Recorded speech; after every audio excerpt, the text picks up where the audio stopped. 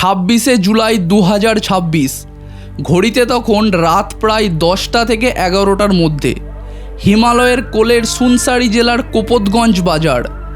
শতাব্দী ধরে যে জনপদ পরিচিত ছিল সম্প্রীতির প্রতীক হিসেবে, আজানের ধ্বনি আর মন্দিরের ঘণ্টার আওয়াজ যেখানে একই বাতাসে ভেসে বেড়াতো, তা এক লহমায় নরকে পরিণত হলো।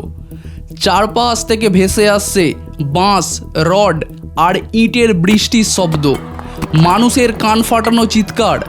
আর ঠিক তখনই নেপাল পুলিশের মাইক থেকে ভেসে এলো এক হাড়িম করা নির্দেশ। কারফিউ জারি করা হলো। রাজপথে কাউকে দেখা গেলে দেখা মাত্র গুলির নির্দেশ। থমথমে রাজপথ, বাতাসে পোড়া বারুদের কটু গন্ধ, আর চারিদিকে চক্কর কাটছে সশস্ত্র পুলিশ আর সেনাবাহিনীর ভারী বুট। শ্রাবণ মাসের সেই পবিত্র রাতে ভোলেনাথের মাথায় জল ঢালতে যাওয়া সনাতনী ভক্তদের শোভাযাত্রা যখন এগোচ্ছিল, ঠিক তখনই বিপি চকে নেমে এলো ঘুটঘুটে অন্ধকার।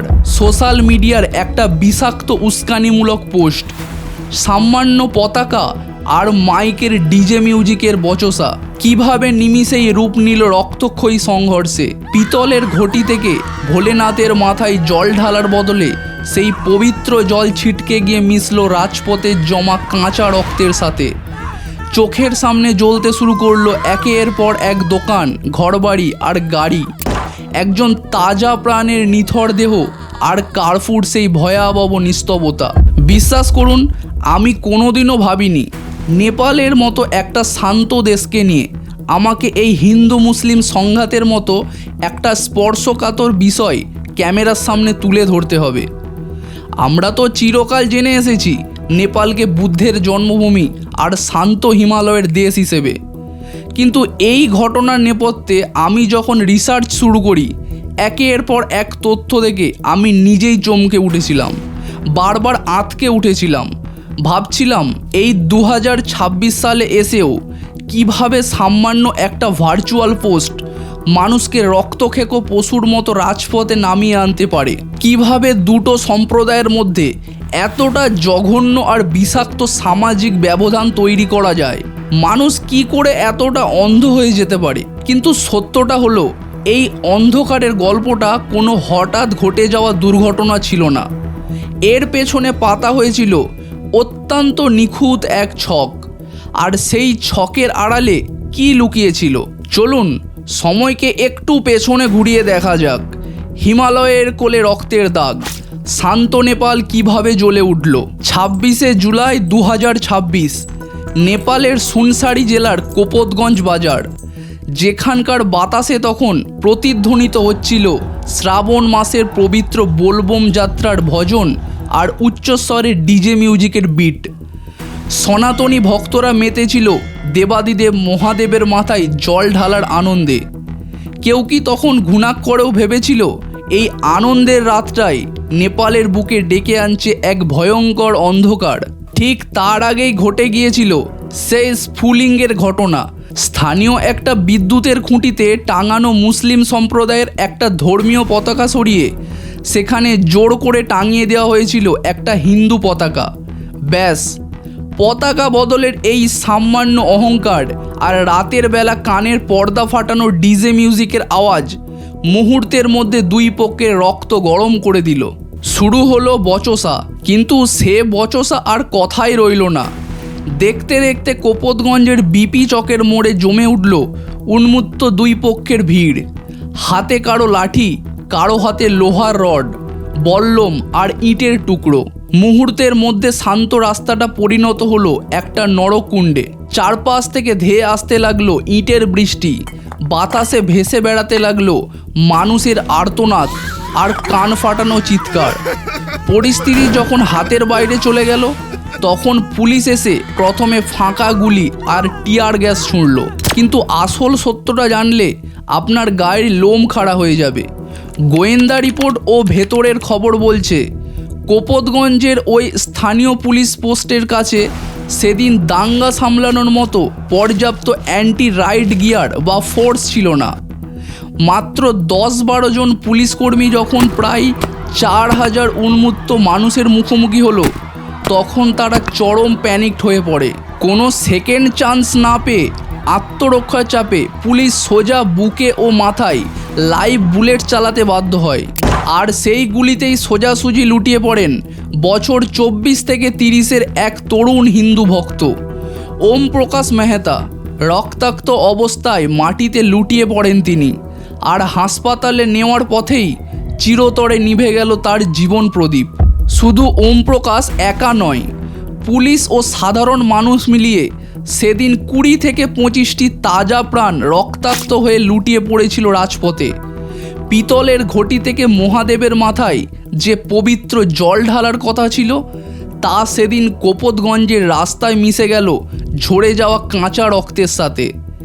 একটা সামান্য পতাকা আর একটা ডিজের আওয়াজ কিভাবে গোটা জনপদকে রক্তের সাগরে ভাসিয়ে দিতে পারে। 26শে জুলাইয়ের সেই রাত তার এক ভয়ঙ্কর সাক্ষী হয়ে রইল।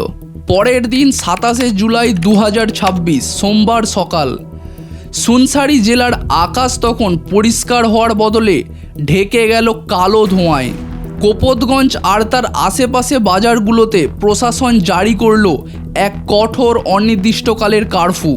কিন্তু রক্তে তখন নেশা ধরে গেছে উন্মত্ত জনতার। প্রশাসনের সেই বন্দুকের নল আর কারফিউর নির্দেশকে বুড়ো আঙুল দেখিয়ে হুড়মুড় করে হাজার হাজার মানুষ নেমে এলো রাজপথে। ইনরুবা থেকে লৌকাহি, চারিদিকে শুধু স্লোগান, ইট, বৃষ্টি আর ভাঙচুরের আওয়াজ। একের পর এক দোকানপাট, গাড়ি দাও দাও করে জ্বলতে শুরু করলো। পুলিশ আর সশস্ত্র বাহিনী যখন বুঝলো পরিস্থিতি আর তাদের নিয়ন্ত্রণে নেই, ঠিক তখনই দুপুরবেলা রাস্তায় নামলো নেপাল সেনাবাহিনীর সাজোয়া গাড়ি। ভারী বুটের আওয়াজ, ফাঁকা রাস্তার জলকামান আর টিয়ার গ্যাসের ধোঁয়া। পুরো এলাকা এক রণক্ষেত্রে পরিণত হলো। প্রশাসন কড়াকড়ি যতই বাড়াক না কেন, আগুনের স্ফুলিঙ্গ তখন আর শুধু কোপদগঞ্জের গণ্ডিতে আটকে রইল না। তুষের আগুনের মতো সেই হিংসার দাবানল ছড়িয়ে পড়তে শুরু করলো আশেপাশের অন্যান্য তরাই জেলাগুলোতে। আগুন তখন আর শুধু সুনসারিতে সীমাবদ্ধ নেই। 27 ও 28 জুলাই পার হয়ে যখন ক্যালেন্ডারের পাতা উল্টে 29শে জুলাই এলো, ততক্ষণে তরাই অঞ্চলের বাতাস ভারী হয়ে উঠেছে এক অদৃশ্য আতঙ্কে। সিরহা, সাপতরি, ধনুষা আর পারস্য প্রদেশের একের পর এক জেলা আংশিক কারফিউর চাদরে ঢেকে গেল। কিন্তু আসল এবং সবচেয়ে ভয়ঙ্কর খেলাটি তখন চলছে পর্দার আড়ালে। স্মার্টফোনের স্ক্রিনে ফেসবুক, টিকটক আর বিভিন্ন রিলগুলোতে দাবানলের মতো ছড়িয়ে পড়তে শুরু করলো একের পর এক ভুয়ো ভিডিও। কোথাও দাবি করা হলো মসজিদ ভাঙচুর করা হয়েছে, কোথাও আবার ছড়ানো হলো দেবমূর্তি অবমাননার মিথ্যে উস্কানিমূলক ক্লিপ। পরবর্তীতে নেপাল পুলিশের সাইবার ক্রাইম উইং এবং তাদের নতুন গঠিত এআই ডেস্কের ইনভেস্টিগেশনে এক চাঞ্চল্যকর তথ্য ফাঁস হয়। তারা জানায় ওই ভাইরাল হওয়া ভিডিওগুলোর বেশিরভাগই ছিল বহু পুরনো বা অন্য কোনো দেশের ঘটনার, যেগুলোকে এই সময়ে ইচ্ছাকৃতভাবে ছড়ানোর জন্য নির্দিষ্ট কিছু অর্গানাইজড আইটি সেল বা স্লিপার সেল কাজ করছিল। তরাইয়ের বাইরে থেকে সুকৌশলে বুস্ট করা হচ্ছিল সেই প্রোপাগান্ডা। আর এখানেই সামনে এলো প্রশাসনের সবচেয়ে বড় গাফিলতি।